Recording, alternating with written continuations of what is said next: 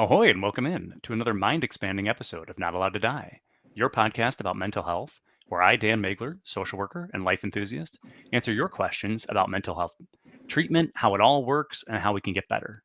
Alongside me, as always, is Mariska, the three-toothed Patterdale Terrier, and she is licking her paws in the background, despite it being a beautiful weather day here.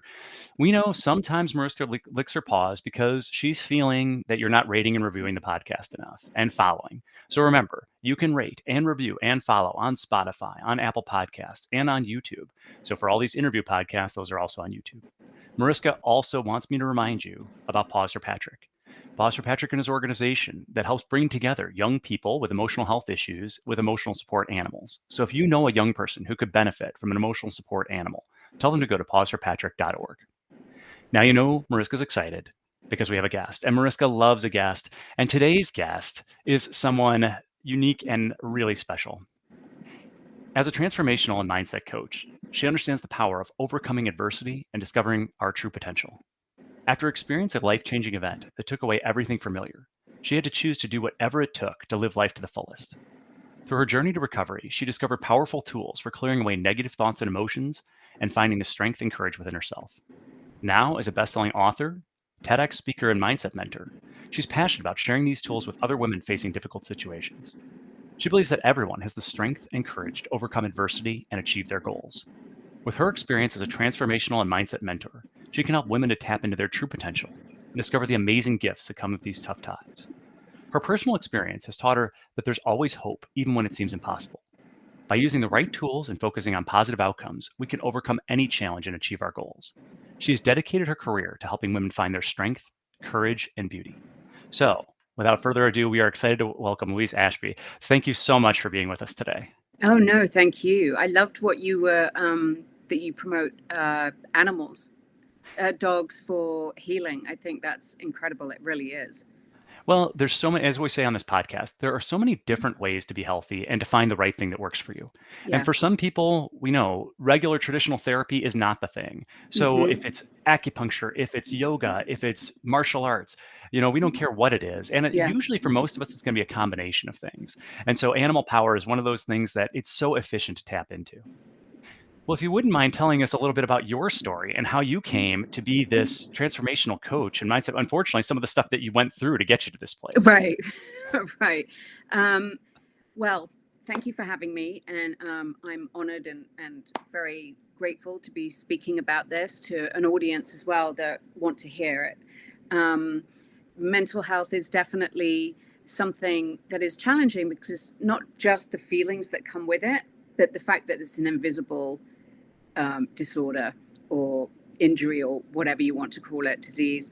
Um, so as a kid, I was a happy-go-lucky little girl, and then my mom married my stepfather, and I started suffering from severe anxiety, and I think I got PTSD at the age of 4, and I did not know that no other, I thought every kid felt this. I felt very, uh, I, I felt very judged and ashamed with my feelings, which nobody should feel, because at the end of the day, when somebody else has issues that make you uncomfortable, it's their issues, not yours. And it took me a long time to be able to make peace with that and forgive for that, because I think forgiveness is also incredibly important, because it's not necessarily for the other person, it's for you. Mm-hmm. Because carrying around the resentment, anger, whatever that is, it's just carrying it around. Anything is going to make you sick at the end of the day if you don't get it out. So that was the first time I went through something, didn't know how to use the anxiety. I didn't know how to feel better. I was called a crybaby. Everyone thought I would never be able to get through anything. And my dream was always acting. And then my mum got really sick when I was 14, 15, and I was her sole caretaker with my grandma. And then she passed away 5 years after that. She was 45.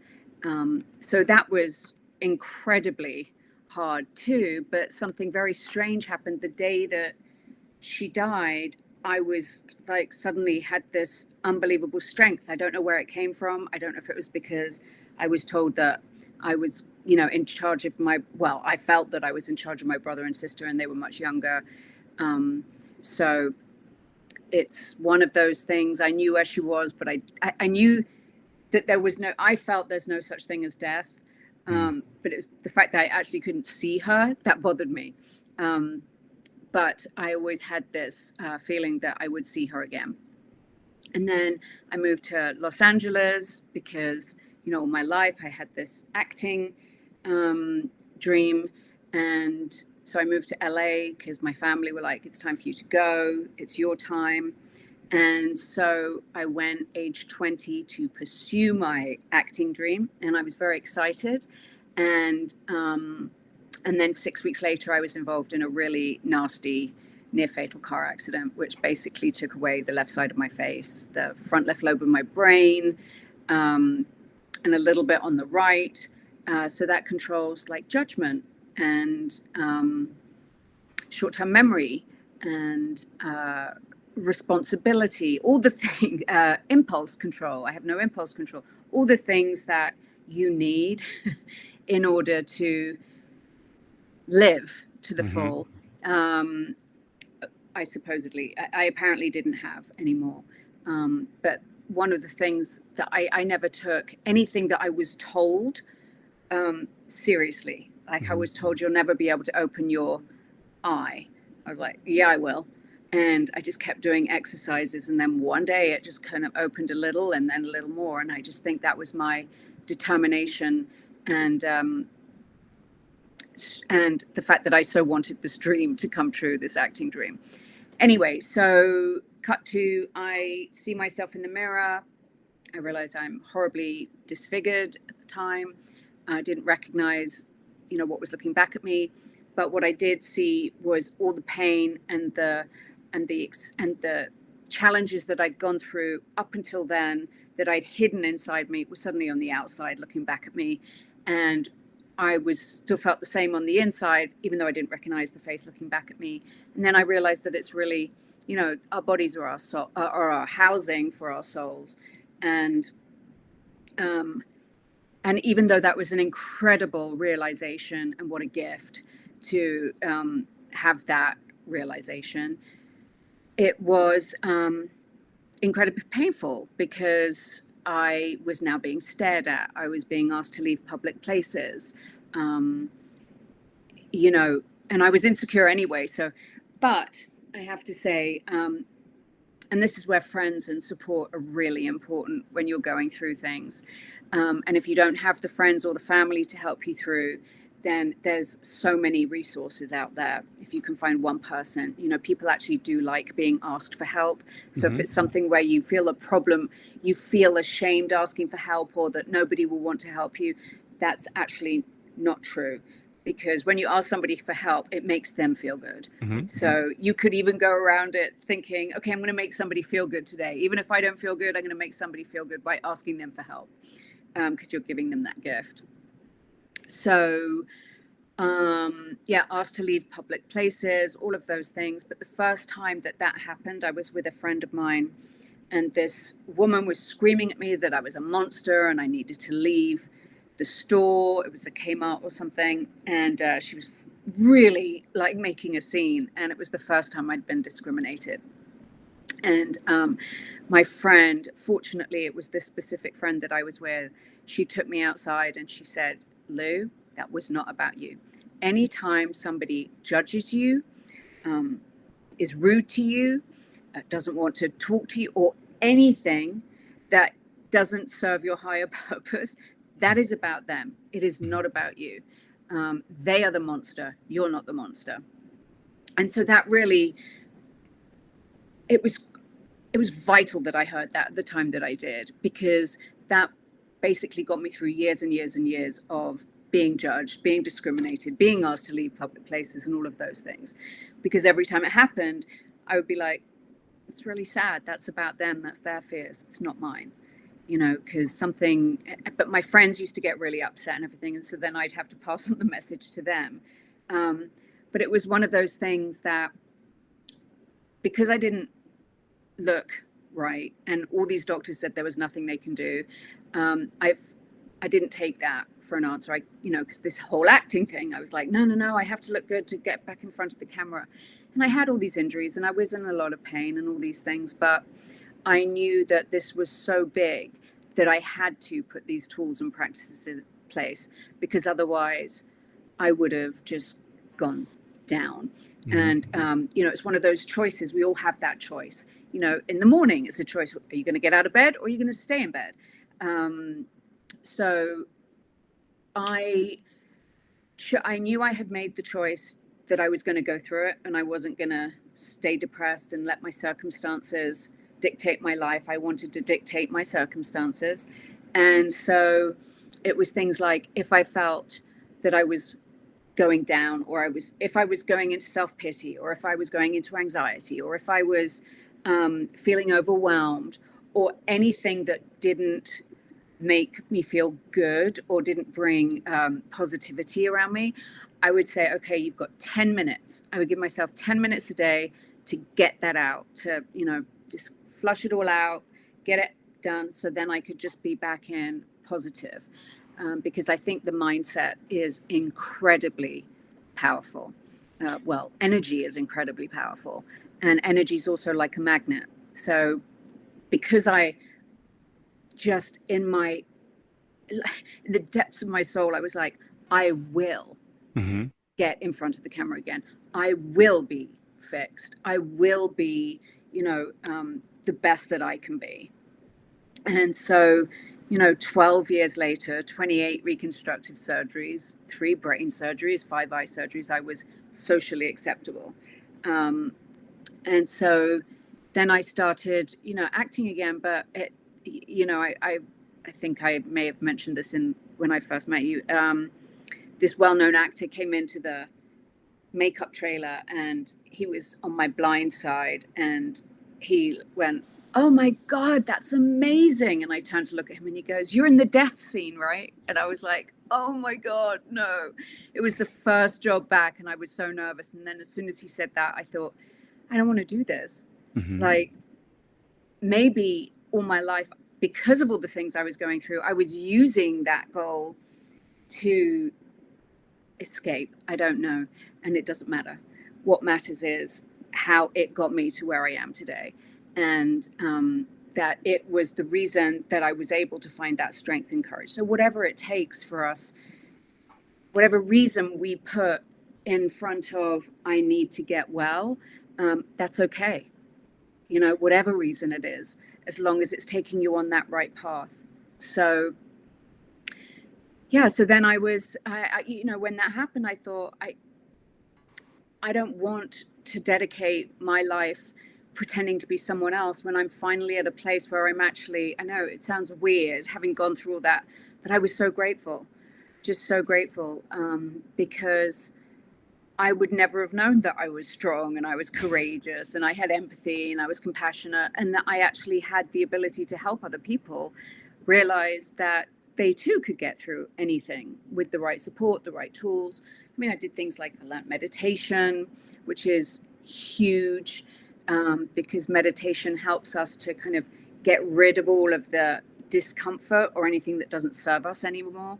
And, then we can just get, allow the answers to come from high above. And it just makes you feel calm. It just gives you that calm. And I think anybody that is struggling through anything that makes them anything but calm or happy, this is a great way to help you get back to you. And also journaling. I was doing visualization, was huge. And really just surrounding myself with good people who were my cheerleaders, not people who didn't believe it could be done. As soon as somebody said anything negative, for instance, "Oh God, you just don't understand how bad it is," or, there must be something wrong with you because you're not depressed.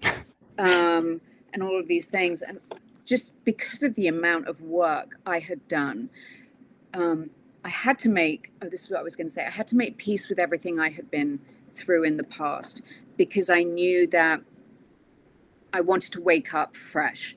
I wanted to wake up surrounded and in the energy of positivity. And if there was stuff from my past or anything that didn't match that, I didn't want it anymore. I couldn't afford to carry that baggage. Mm-hmm. I had to go with empty cases. So yeah, I mean, it was incredible. I then ended up writing a book, which I never would have known to do. I was asked to do it, and I never knew I could write. And I wrote a book, and then I set up a charity for people going through facial disfigurement, and I started counseling families and individuals who were just not just going through disfigurement, but anything, any adversity, because any adversity can give us incredible gifts. I know it sounds weird, but we do get incredible gifts. So there's always someone going through something worse. I knew that right from the beginning. Like when my dad was like, "You're blind in one eye. This is awful." Like, "Oh, Dad, I've got another eye. It's not a big deal. Let's just, move on." Because it was like the least of my problems. Mm-hmm. So yeah, it's this incredible insight that we can get through anything. It's just about getting that right support, getting the right mindset, and then getting the right tools, and then it's all possible. Well, your story is so incredible. Yeah, anybody who listens to this podcast regularly knows that I am just a chatterbox. I usually can't stop talking, but my jaw is kind of almost on the floor of thinking of all the different aspects of your story that even, if you had never gone through anything other than just the different stepfather coming in at 4 years old and the PTSD, that would have been enough to, make a person, question themselves and what they've gone through. For so many people, their identity is really wrapped up in their appearance and in the way they think. And you were challenged both, losing your entire appearance, and your appearance was something that people were really validating for most of your youth and saying, "Okay, you're so beautiful, you're going to be this actress." And again, your surgeons, it took you 28 surgeries, but they got it right. I mean, you look amazing now, and I think that's also going to be that's going to be a challenging thing though too, in that you talked at the beginning about how depression, anxiety, these things are an invisible disability. And now you've done so much work that a person just meeting you for the first time could easily think, "Oh, this woman, she's got all the privileges. She must not know how to, she's gone through anything." Right. But you can hear this and stand in both of these camps and know. But I think that's why you probably have such power to inspire people, because people can say no matter what reason they're feeling like they're down on their luck and no one would understand, you have an experience that can probably relate. The identity thing too, Mm-hmm. like you were saying. I mean, we are constantly reinventing ourselves, aren't Mm-hmm. we? I mean, if you go through a breakup, what's your identity without that person? Mm-hmm. Losing a parent, what's your identity without a parent? Moving to a different state or a different country, again, it's all about being able to go with the flow, like to adjust, make that adjustment, and just surrender and accept, and then you're golden. But one of the things I wanted to pause and say that I love that you said was that you did give yourself that 10 minutes a day when you needed to. Yeah. Because I think in order to have a positive mindset, it's not just ignoring the negative feelings. It's about acknowledging them, giving them the appropriate amount of time and scope to let yourself feel and heal, and then say, "Okay, what do I want the rest of my day to be about? Right. What do I want the rest of my identity to be about?" And I love the fact also that you said, like here you had this mission and this purpose that kept you motivated, that got you going through the surgeries, going through the rehab. But then you evaluated at a certain point and said, "Is this still serving me? Is this the goal that's really going to make me feel fulfilled?" And for so many of us, we're going to have to make a shift, or we might have multiple things at different stages and different chapters of our life. Now, they say what doesn't kill you makes you stronger. And I don't really believe that. I believe that what doesn't kill us can make us wiser. And we can take knowledge from one experience to another. How do you feel like losing your mother at that young age may have helped? What wisdom did you take from the grieving and for that experience into the grieving of, the other challenges that you went through next? Was there any wisdom that you took from those earlier losses that helped? And oh yes, absolutely, absolutely. So there was a lot, and I'm just saying this because I'm sure a lot of other people are going through what I went through with this. So the caretakers of somebody going through cancer and going through all the different stages of it can get abused a little bit verbally. And I had to learn not to take that personally. I had to go and see the hospital psychologist, because my mom, she was on so many different drugs. I was 16 years old. I don't understand that, when she's saying that I'm this and I'm that, it's because she's scared and because the drugs are making her feel this anger and this and fear and so many things. But what she did, she was so strong. Like, she had me, and then she had my younger sister who's 7 years younger than me, and then my brother who's 9 years younger than me. So he was 8, and my sister, I guess, was 10 when Mum found out she was sick. So, whenever she was in hospital for treatments or anything, and my brother and sister were coming to the hospital to see her, we would make sure she had her wig on. We would put a little bit of lipstick on her. She wanted to look well. And even if she had no energy, the minute they walked in, she would use all of her energy to make them feel the love and that she was safe. They were safe and that she wasn't leaving them and everything else. And then the biggest thing of all was obviously losing her hair and everything. I was the witness to that. And I just kept saying to her, you're beautiful, you're beautiful. You're going through, chemo. This is what happens. And it would be like, you don't understand. And then when, I had the accident, looked in the mirror, I had no hair. Just had a big scar. And so I was like, oh my God, I get it, Mum.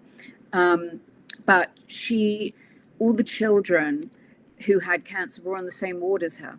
And she felt that wasn't fair on the kids, that they were in a ward that was very sterile with lots of rooms off it with older people going through the treatment. So she said that she wanted to set up a charity and basically raise money to build a children's ward just for the kids, with like animation all over the wall, painting, like the kids could paint on the walls, all of these different things. And after she passed away, it wasn't until after she passed away that the money was raised. But I went to the hospital a few years later after they had built the ward, and I went back, saw the doctor. He took me down, and it was just incredible. There was a placard outside the children's ward in honor of my mum, and then I couldn't go in because you're not allowed in because they have special air filters for the kids so they don't get sick. And I was just like, and the nurse looked at me and I said, my God, she's saving so many lives. Mm-hmm. And that to me was where she was. Like, that was the spirit of who she was. That giving, thinking about other people, wanting to use her experience, to help others. And so I think that's where I got that from too, was, okay, well, how can I use this to help others? And also from going through what she went through and seeing that she passed away, how quick it was, just that knowledge of life is so precious. I mean, I experienced how life can change in a split second. And the things that I was complaining about the day before that day, I'd probably love to have those issues now, and they really were non-issues. So that's the stuff that I learned that helped carry me through, for sure. But I think because for so many of us, or for so many of my clients, when they have one bad thing happen after another, some of them start telling themselves a story that the universe hates them, that things are always going to be bad, that their Never thought natural that. baseline is going to be negative.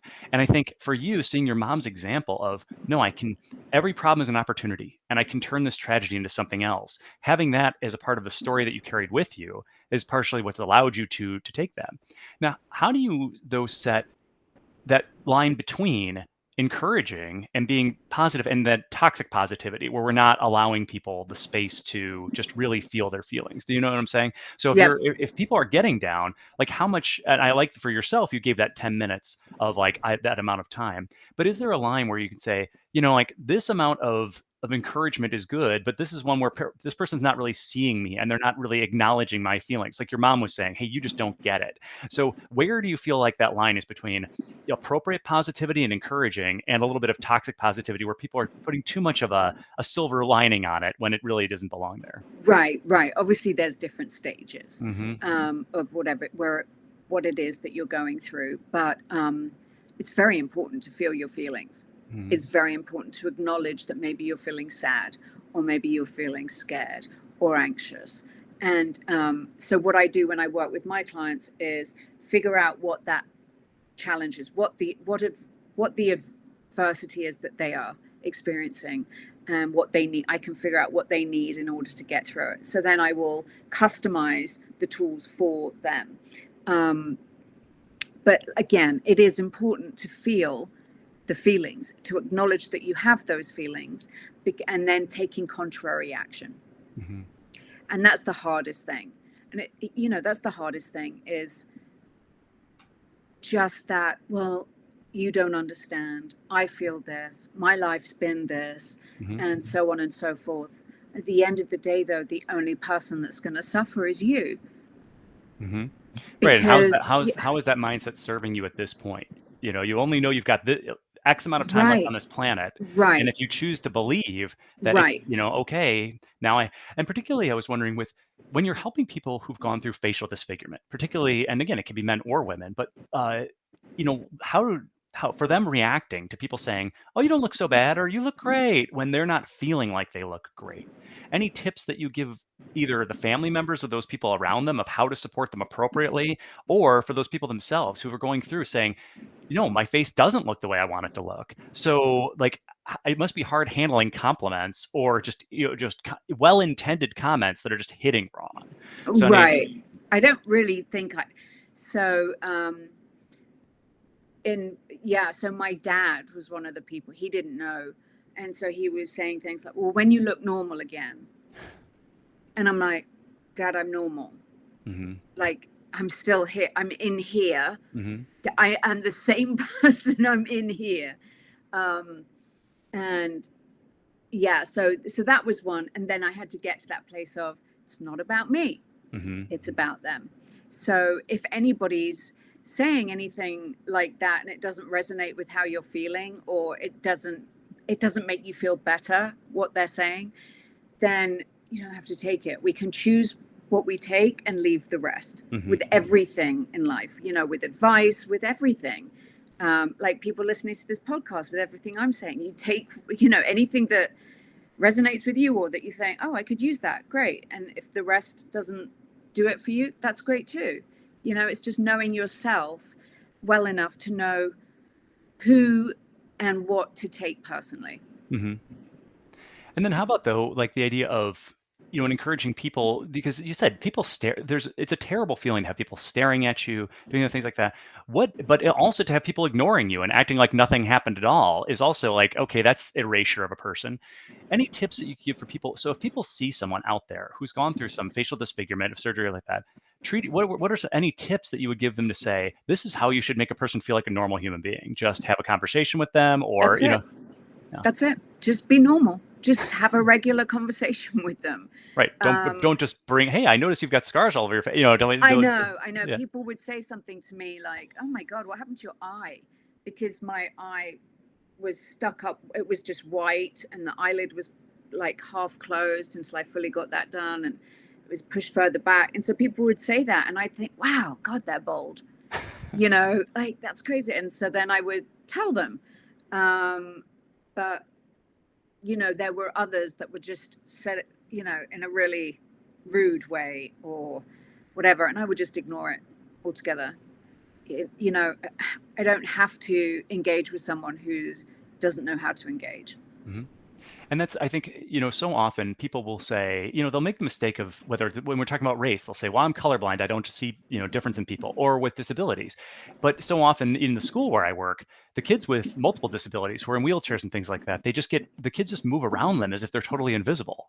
And the point is, these kids are, they're people too. And acknowledge, engage, ask the person a question about one of my clients right now. She's doing an amazing job she's recently lost a lot of mobility, and she's going through a disease and they're trying to get it figured out, but she's doing a great job of just really bedazzling and putting glitter on all of her mobility aids and whatnot to say, hey, no, it's okay to look at me, and I'm going to use fashion in these other areas. Yeah. Because, it's one thing to say, it just to your point, I can't control necessarily what's happening to me, but I can control my reaction to what's happening to me. Mm-hmm. And I can say, even if I'm going to have to use a wheelchair some of the time, my wheelchair is going to be, the best looking wheelchair.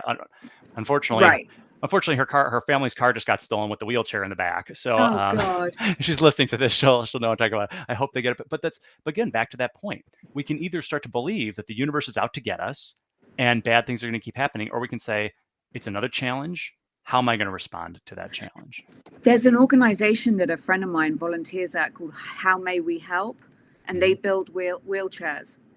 Okay. And give them to people, like, well, as part of the organization. I'll connect her to that one in case. Hopefully, I'm hoping just some teenagers took the car for a joyride and she's going to get it back. Okay. Now, you specifically decided in your coaching to focus on women. Any reason why you decided you wanted to have more of a focus on women as opposed to traumatic surgery survivors or anything else like that?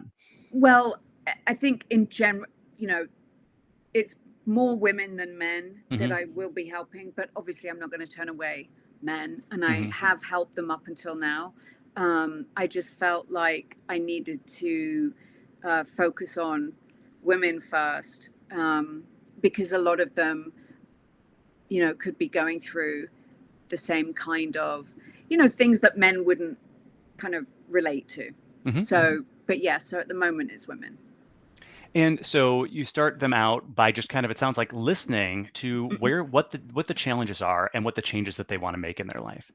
How do you feel like your coaching is different from a random coach that someone else might find on the internet? I think because I've experienced this firsthand, and not just one thing, but several. And so I found the tools myself, and they worked, and they're what got me through. So I don't feel like, well, it might work, it might not work. I believe it will work. All the people that I've worked with so far have had incredible results, from one being told, one I was told that I was to make her stay in accounting school. Her mother had hired me to keep her 18-year-old in accounting school because she was, missing classes and everything. Well, it turns out the daughter, my client, was miserable, absolutely miserable. So we did vision boards and everything else. And I was like, you're a creative. You want to be in fashion of some sort. And then I worked with her. We put projects together and we submitted them to the Fashion Institute in Los Angeles. And she got in, and she's now really happy, really successful. And I'm sure her relationship with her mom is better than ever. So yes, but in general, like recently I launched the Personal Power program. So that's a 12-week program. So the first week module is about understanding your challenge, where you're at now, where you've been up until now, because that's how we find out what the old stories are, where those, initial experiences and challenges came from, or when they got put into our brain and we, decided that meant they're real. And then working out what the plan is that they want moving forward. And then I go through each module that I've put in place and customize it for the client. So there's that. And then I also have mindset coaching, which is to help people get into that mindset. A mindset for success, because I believe that our mindsets are our superpower, because that's what we use to manifest great things. And in response to what you said earlier about people judging things when you, and thinking, oh, she's got it together and everything else. There's times when I'll say somebody's name wrong, or I won't remember watching a show last week, and then, or if I go to the store, my husband has to send me a text telling me what to get at the store, so I don't forget. It's just about making those adjustments and everything. And it's an invisible injury. So I have to remind him sometimes, like, don't give me a hard time. Like, I'm doing the best I can, and I think I'm doing pretty well. So, yeah. Well, and we don't have to, for anybody who's listening to this, you don't have to wait until you're perfect to be able to help other people. We're never perfect. No, right? We're never going to be perfect. And whether you see a therapist or a coach or anybody else, we're all still doing our own work. We're all still having our own struggles. Right. But I think that your authentic willingness, so many people, they don't relate as well to their therapists or their coaches when those people are unwilling to share any of their life and their history. And I think the fact that you're willing to be so candid about your own struggles and your challenges, and you show that like I like to say, there is no objective reality. It's all through a filter of our perceptions and the stories we're Right. telling ourselves. But Absolutely. that doesn't mean like you've gone through objectively hard things, like things that no one could argue. Well, this, yeah, 28 surgeries or losing your mom at a certain age. So you're not trying to tell people that the world is all rainbows and puppy dogs, No, it's but not. no, but that again, we still can take whatever now we have and rearrange it and put it through a lens and say, where do we go from here? And I do believe that all of us have what it takes to get through any of these things. And I also believe that we chose certain things to go through in this lifetime. And so when these things do happen, looking at it as, okay, why is this happening? I have to remember this is happening for me and not to me. Because if you take it to for me, then you're not becoming a victim of it. And just being able to have that lesson and gift presented to you, I mean, you might not know today why it's happening or next week, but a little bit down the road you go, oh, that was why that happened. Or, you know, it's just staying open to what's coming, looking for the signs, and just treating yourself well. You know, if you need to cry, cry. If you are tired, maybe you need a nap. It's just about, you know, being very in touch with how you feel and where it's coming from. Well, what I like about also some of the things you were saying is you clearly don't believe in a one size fits all model. That No. each person is going to, respond to different things. And I know some coaches kind of they have their, well, this is our structure. This is you go through it this way, and this is going to help you. And it's well, that might work for some people, but you really have to, and in your model, you're really listening to the person, hearing, okay, what are their goals, and saying, well, why don't we try this on for size? Not this is definitely going to work for you. So how long do you decide, like when you're working with a client? What kind is it after like one session, if they're not sort of engaging with that modality, do you just sort of say, okay, let's go back to the drawing board, or do you try to give it 2 or 3 attempts, or is it more structured with the personal power type program that they do certain things in a certain order? So first and foremost, I would have a session with them, Mm-hmm. and then I would be able to know which would be the best program of mine for them to do, whether Okay. it would just be mindset or whether it be the 12 weeks, Okay. or whether it just needed to be something completely different. Okay. Like, yeah, everything is individual to the client. And I think it is important to, be open and, have different possibilities, because it takes a lot to ask for help, and it Mm-hmm. takes a lot to then make that decision to go to a coach or a therapist, because so many people do listen to people going, oh, you can't do that, you don't need that, or whatever. So I want the people I work with to really feel good about the fact that they made this choice and that they've chosen to give themselves every means possible to live a great life and Mm-hmm. to achieve great dreams and to live a life maybe that they had never dreamt of living. Mm-hmm. Like, I never thought when I was a kid, I'd like to be a mindset coach and an author. And I'd love to speak publicly too, because I'm terrified of speaking publicly. Really, I wouldn't And, guess that based on the way you talk now, but yeah. to me, coach and author at the Mm-hmm. time would have sounded like, oh, that's not glamorous enough or whatever. And now it's like, I don't want that other stuff. I mean, I don't want to say, Mm-hmm. but, it's not my main drive at all. It's more, I just love working with people and seeing them suddenly recognize the strength they have within them. It's like, you see, you've got it. Mm-hmm. And then they go, wow, I can do this. It's not about me or whatever. Is there something that you find yourself telling, particularly your female clients? Because a struggle that I'm running into very often is women who are having so much of their identity and their value based in their appearance. And when they are seeing, whether it's from aging, whether it's from an injury, whether it's from something else, is there any tips that you're giving them to help transfer their value and their belief in themselves to something that's not as appearance related? Is there any, things that you say to them? Yeah, absolutely. Because having experienced losing the appearance, you have to learn about way more other things to Mm-hmm. offer. But that sounded weird, but I didn't mean for that to sound weird. Yeah, it's, are you doing the things that you want? Are you doing these changes, or fillers or whatever it is because you want to change who you are.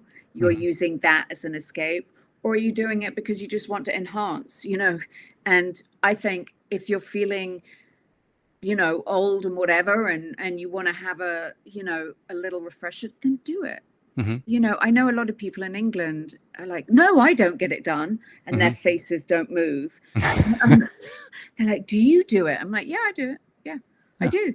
Because otherwise, listen, I think whatever you feel you are doing for the right reasons, if it's something that is purposefully taking you out of yourself because you don't want to feel yourself, then that's not a good thing. Then that's something to look at, whether it's alcohol, shopping, drugs, people, food, plastic surgery.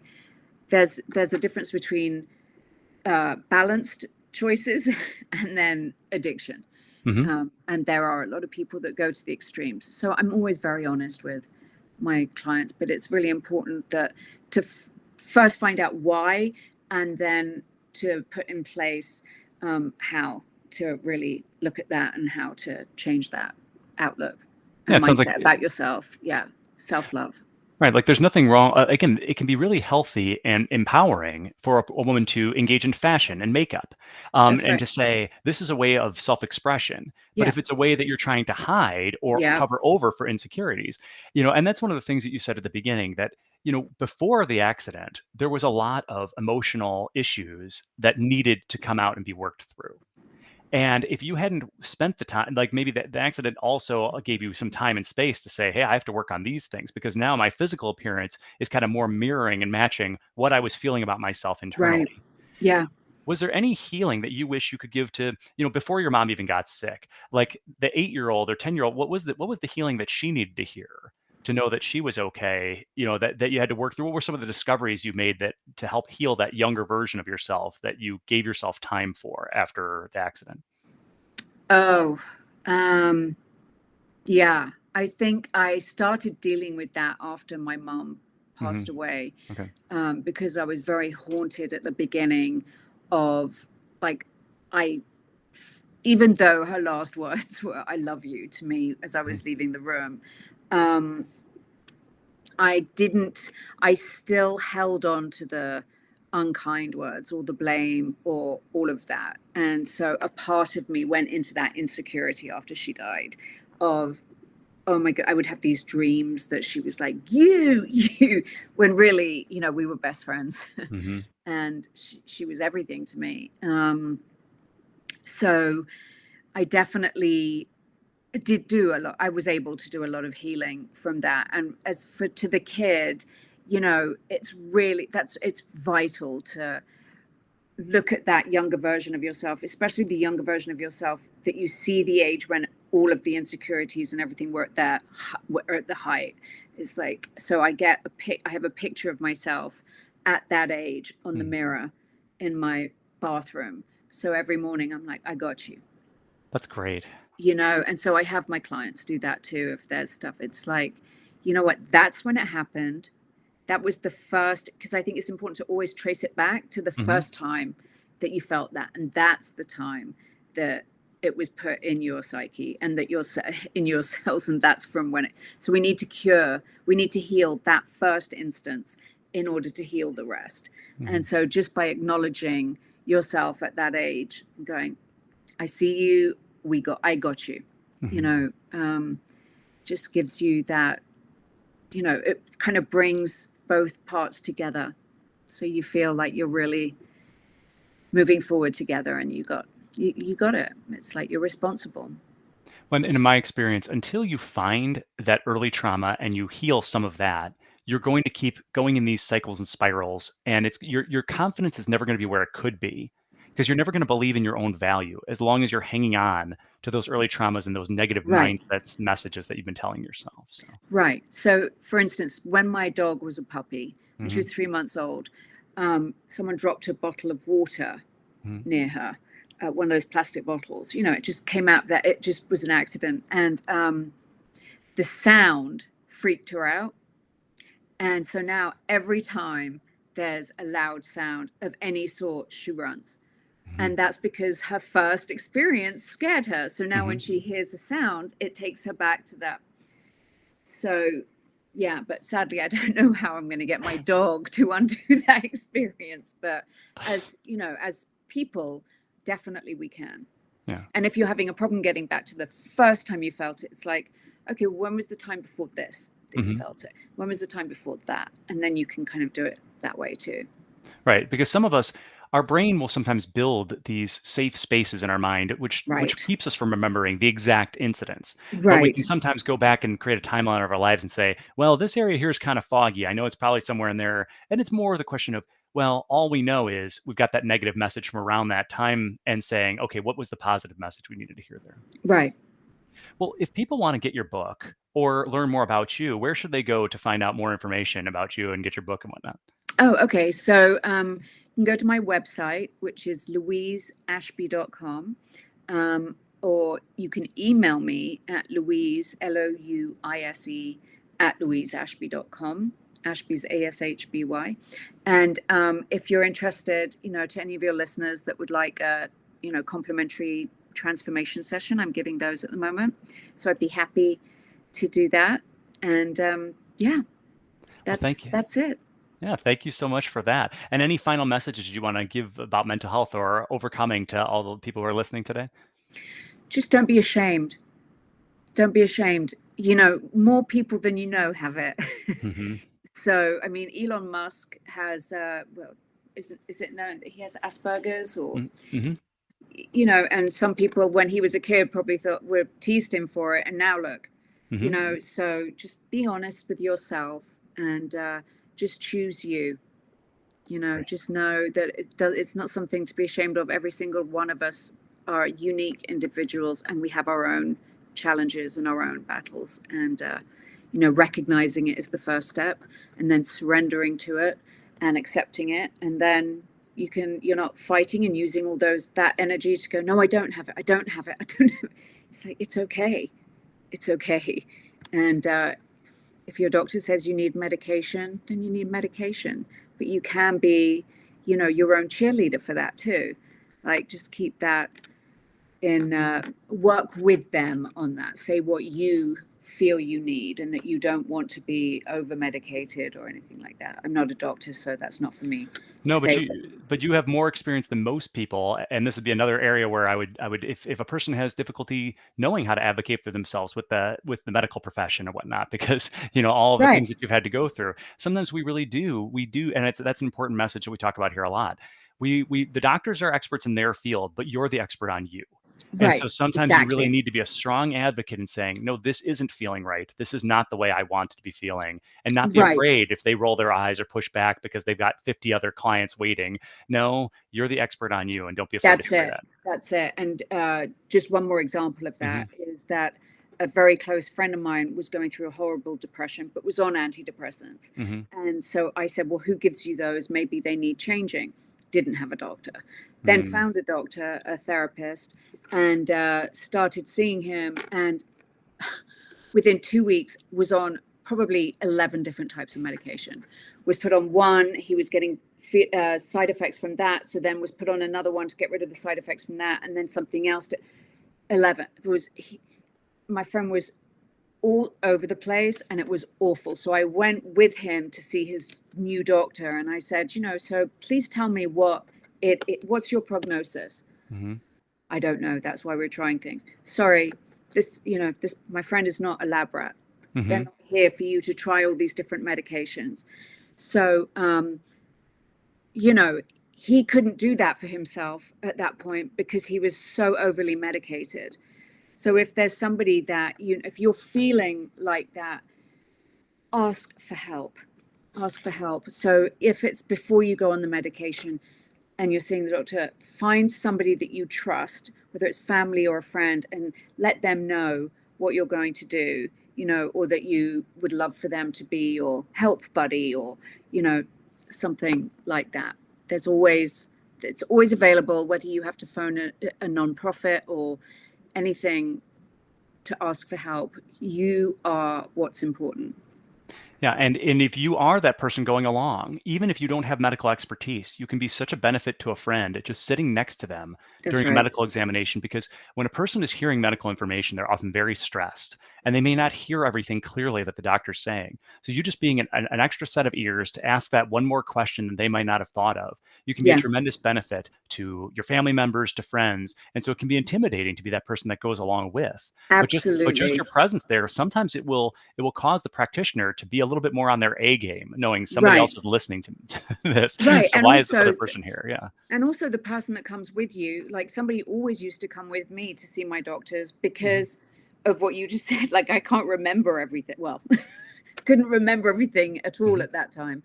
And so my friend would write all the information down, and before we would go, write down any questions that I would, that was important to ask. So you've got somebody there, and you don't feel like you're going through it alone. Mhm. Well, again, you are an incredible inspiration, and I just love having you on. And I hope that some of the people listening to this will take advantage of connecting with you and hearing more I about your hope so story. too. Yeah. Thank you so much. Well, if anybody listening has questions for Mariska or me, remember to email us at dmaiglerlcsw@gmail.com. And remember, do whatever it takes to get you through this world. Until we speak again, you are just not allowed to die.